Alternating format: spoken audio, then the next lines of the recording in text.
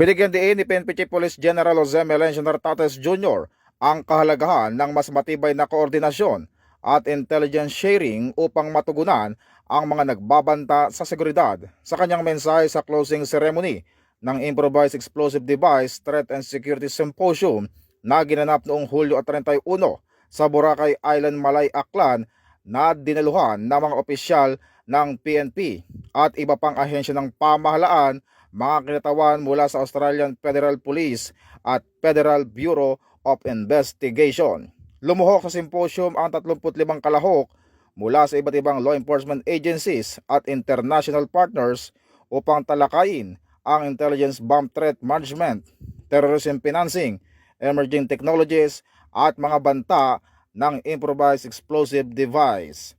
Ayon sa PNP, bahagi ang aktibidad ng pagpapalakas ng intelligence-driven policing, interagency cooperation at international partnership sa ilalim ng programang Bagong PNP para sa Bagong Pilipinas, serbisyong mabilis, tapat at nararamdaman. Mula po dito sa tanggapan ng Pambansang Pulisya ng Pilipinas, ako po si Patrolman Adrian Tayaw nagpabalita para sa Police News Network.